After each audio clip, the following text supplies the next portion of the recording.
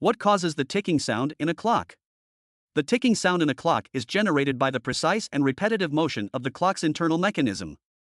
Most traditional clocks use a pendulum or a balance wheel, connected to a gear train, to regulate the passage of time.